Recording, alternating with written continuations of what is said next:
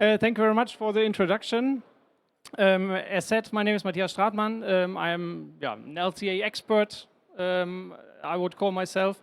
In my real job, I'm working for the nova-Institut as the head of the sustainability. So we do LCAs with a whole team. And the nova-Institut is a consultancy research institute which is helping the chemical industry in the transition to renewable carbon. That's how we call it. Getting away from fossils, but keeping the main value chains. The panel today is on LCA again. So I think the previous talk was on carbon footprint and very technical, showing methodological challenges already, which also exist for life cycle assessment. But we want to focus today more on the market side. We have a complex assessment, we have difficult results, so carbon footprint is one of it. But there are also other impacts that we assess, like eutrophication or water, land use, ozone depletion, so there are plenty. And it just doesn't make it easy. And we do the assessments, that's basically my job. But then, obviously, companies also have to translate that to customers and sell that and say, okay, we are good because of that, and we have trade-offs because of that. And that is not so easy. And that is where I would like to introduce Florian and Derek from the sales, from the marketing side in EVONIK and Total Corbion. And I have a few questions to them on really what to sell to a customer, what questions do you get, and how do you deal with this sustainability topic in a very pragmatic way. So do you want to say 1-2 sentences on yourself before we start? My name is Derek Atkinson. I'm responsible for sales and business development for TotalEnergies Corbion, for EMEA and the Americas. TotalEnergies Corbion is one of the largest PLA producers in the world. And for us, obviously, LCA is a really important factor of why people buy our product. Yeah, thank you, Derek. My name is Florian Hermes. I'm working for a company EVONIK and a business line High Performance Polymers. And our main product is our long-chain polyamides, such as polyamide 12, which is used in automotive industry, in consumer goods, in very specialized applications. And here we've been building a portfolio of sustainable solutions, sustainable offerings for our customers. And all these offerings are based on a full LCA analysis, because we believe that's crucial for any kind of decision-making in sustainability. Thank you. So we have said we come from the market side. What is the market demanding in this sustainability and also sustainability reporting topic? Derek? I'm not sure there's a single answer to that. Yeah. So people can also give multiple. Yeah, so people want to have different things. So I think ultimately people want to be able to compare different offerings and make a decision based on facts. I think it's very difficult to do that because the parameters in which you do the calculations for the LCA and everything else are different for different companies. So ideally, the brands want to know, okay, this is better than that. And they want to be able to translate that to the customer who goes into them, buys their product in the shop and say, I'm buying this because it's better than that. That's ultimately what they want. I think we're an awful long way from getting there, but that's what they're asking in the long term. Okay, but what's your current approach in an actual sales call? Say, we are better than? It's difficult to do that when you don't have full in-depth analysis on their LCA. So we've got a very in-depth LCA, hundreds of pages, and we spent an awful lot of time and effort developing it. And we know ours is very rigorous and trustworthy. It's very difficult until you do that. Okay, here's competitor A, competitor B, to go through all their analysis and to see they've got the same conditions and everything else to say, okay, this number is better than ours. So you have to be really technical and really knowledgeable about the other one to say, my product is better than this. You simply say, okay, this is what I'm showing. These are the parameters I've used. This is the context I'm using it in.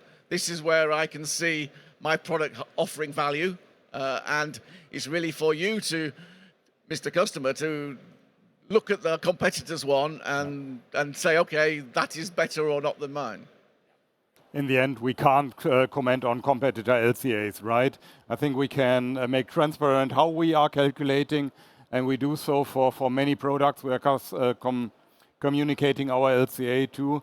There's standards, there's Together for Sustainability, Chemical Industry Association, further standardizing LCA calculation methods, so to further standardize methodologies to become comparable better. And then, of course, we need transparency. We need to share how LCAs are calculated based on what kind of data sources. And we've seen that just in the previous talk, that your data source is something that is also crucial in making fair comparisons. Thank you. So perhaps a follow-up to that. My job is also to write 100 pages reports. But as I've said, that is a challenge then to explain, to tell to customer, to be understood from the customer side. How do you deal with that? So having such a big scientific effort, and then perhaps on the other side, limited knowledge on the topic. For us, it's a staged approach. I believe much of my organization is now able, so also sales colleagues are directly able to share data with customers to explain some basics. And then there's some customers, some markets where specific questions are asked. And the more specific these questions become, that's different people we involve from our organization. I have some background now on LCA studies and a couple of years experience in that, so I can answer a lot. But if I can't, we have experts in the teams in a centralized department who run the calculations, who run the discussions in standardization. And if it's, of course, an important customer and a good question, I can get a lot of help to answer these questions. I think when we look at the product that we sell, most often we're selling it against a different polymer. So if you're selling one person's polymer, okay, I'm doing my bit better, I'm using renewable energy, whatever it is to do it, so my LCA is different and you can have some sort of comparison. If you're switching from, say, polystyrene to PLA, they're very different materials, but they also have very different end of life. So when you're looking at what is sustainable for the customer, it's not just, okay, here's my LCA, it's how you're using that and what is the end of life of that. And is my end of life different to the competitive end of life? And that needs to be calculated in that. And I can't do that. We can't say, okay, this is the life cycle from to its grave, because there's multiple graves that could be used. So it could be, for us, it could be composting, it could be landfill, it could be incineration, it could be recycling, either mechanical or chemical recycling. Each of those has a very different total life cycle. And so it's not just a case of, okay, you buy my ton of PLA and there's the LCA, and you can buy a ton from the competitors. That's their LCA. Or for a ton of polystyrene, that's their LCA. It's the end of life comes into that as well. Maybe that's where LCA studies become more and more complex, right? It's then about CO2, then other impact categories come into place. That's a whole lot of discussion, a whole lot of depth you can discuss. And how can we fairly benchmark these different approaches with each other? Yeah, that's still an ongoing discussion, I think, an ongoing development where institutes such as nova-Institut might help. What's your take on that? Yeah, definitely. I think there are two sides. So first, there is standardization and methodology development, and that is honestly where I talk 80% of my time about it. So having a standardized approach on biogenic carbon and on data, as we have previously heard. And that is one side of the coin. But sustainability will always be a complex and difficult discipline, as that is not one KPI, but it is a multi-criteria approach. There will be green conflicts. There is not a perfect solution.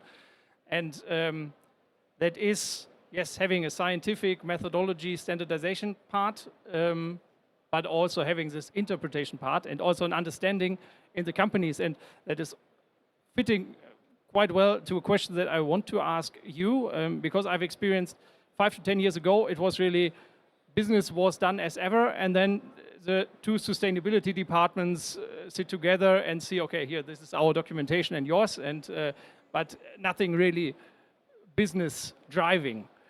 And today we do also sales trainings, we talk with engineers, so we have the impression that this topic of sustainability and safe and sustainable by design and some frameworks that are going around, having an impact on organizations, not only with 2 interns in the sustainability department or communication department, but on a broader level. So can we also see that in EVONIK or Total Corbion? Yes, for sure. So I think we've seen that in sustainability reporting, which is more and more integrated into financial reporting of companies, and that's where we need to become more professional with our LCA assessments, and we've done that over the year. So we've now started an automated LCA calculation based on SAP data for raw materials, for utilities, for outputs, to really capture all the material flows in a company, which in the end is of course a target to be able to calculate a company carbon footprint, but also be able to calculate 100% of your product's LCAs, and that's many thousands of LCAs for a company like EVONIK. So we are getting better, I think, every year, but we have to keep up with the efforts, because that's a lot of efforts, it's a lot of resources that we need to spend. And honestly, regulations becoming more complex here. Requirements for LCA calculations becoming more and more complex, and we need to keep up also with that regulation. Yeah, I think one of the complexities that you mentioned is that people want to have a simple answer. So people want to do something. So this is good, this is bad. So it's how you get to this is good and this is bad. You have an incredibly complex system, and you don't. So when I go to the supermarket with my wife and she says, should I buy that or should I buy that? For sustainability, I'm sort of an expert and I haven't got a clue. So how is anyone, the customers, able to say, yes, this packaging this is based in paper and paper must be good because it comes from trees? Is okay. How do we get past that and say, okay, because our customers themselves, they want to do this for, okay, save the world, but primarily for a competitive advantage. How am I doing this better? How can I get more? How can I do this in a way that enables me to make more, sell more, and help? And obviously, if I'm better than the competition in terms of carbon footprint, that the byproduct is we have a more sustainable world. But generally, it's making money, and that you need a persuasive argument, and that needs a simple answer for the customer, because having 10 pages on every item you go down, and this is one pot of yogurt and there's another pot of yogurt, and going through and have the cows been grown in whatever it is. Yeah. And that's we're also improving, right? It was about carbon footprint, all the discussion, or in the end, if it was people were asking, is it bio-based? If yes, it was fine. Now they are asking, what's the carbon footprint of something? We want to communicate more of the impact categories. We started then with land use change. We included water consumption, or blue water consumption, to be more specific. So that's something of relevance, something which can be easily understood. One different approach I saw at Decathlon, I think, was starting to implement that. They are communicating the EF 3.1 single score, which is a weighted average of 15 different impact categories, from water usage, acidification, and you're generating a single number of many of these impact categories. But as we see with the planetary boundary discussion at the moment, it's not only about carbon dioxide. It's a lot of impact we are leaving on the planet, and we need to evaluate together with an LCA. Okay, now you're introducing quite many terms. Well, we have only 40 minutes left. That I would stay perhaps with a more pragmatic one. You have said good and bad it's of course an individual concept, but you yourself and your companies, I think, have a definition on good and bad, on an idea, and that's then in the end also your sales argument, hopefully, or probably. So just as a lighthouse project or product, so how your products, why do you define them as good, and with which main arguments? Our product is obviously bio-based, and bio-based is good, maybe. Often, sometimes. And it is also compostable and biodegradable and all those things. But also it's the energy and the carbon footprint from the production process that's really important. So we've invested an awful lot of money in terms of switching over to renewable power. So when you make lactic acid, you make a very dilute solution, and there's 90% water. You have to get rid of the water. That involves energy. So we've switched over to renewable power to enable us to save the carbon footprint from doing that. One of the main carbon footprints as well is how you keep your lactic acid solution in the right pH. There's a huge carbon footprint that comes from that. We've got a new process that uses a completely different method to do that. And that takes a massive amount of the carbon footprint out of that process. So we now, whereas we were carbon positive, we're going to be carbon neutral or even carbon negative. Now, when you're having a conversation with someone, you say, okay, my carbon footprint was X and now it's half X. Okay, great, it's half X. But if you don't really know and feel and have a feeling for what X is in the first place, you don't know whether that's good or not. But if you can say, okay, it was X and now it's nothing, then everyone knows that that's a good thing. And if it's minus, then that must be good. So we sort of, having spent time and effort doing that and then actually being able to realize that, I think that's the main point we're putting forward, is saying, okay, you can actually have a carbon negative material. So you can look at that in your process, and maybe it can make your process carbon neutral or less carbon negative, but at least it gives you that opportunity. Yeah, thanks. What's good for EVONIK? Maybe similar approach, but we are working on long durability performance polyamides. So if our polymer does not work and our car breaks down, so we're talking about lifetimes of a car of 10, ideally 15 years. So we are starting with a petro-based polymer. We are honestly also starting with a high carbon footprint, and went the transparent way. So you can download carbon footprints of maybe 200 of our products on an EVONIK plastics database. And not only carbon footprints, but full LCAs. And from there, we started to improve. We've invested into our production technology. We've invested into improving our carbon footprint. So we're also using green electricity as a standard, which lowers carbon footprint by about 30%. In the next step, we offer the usage of green steam by using waste-based biomethane, which is another, well, almost 30% on the footprint. And then if you go for mass balanced sustainable raw materials, we can further drop the footprint. So we have a portfolio of different offerings, which is used in different markets. So yeah, we're ready to implement that, but still we are using our standard production, standard products as they are established in the industry, which needs this kind of performance. Thank you. So before I keep asking here alone, I would like to ask you as the audience also to raise some questions, and not only at the very end. So if there is an interest, there is one. Is there a microphone?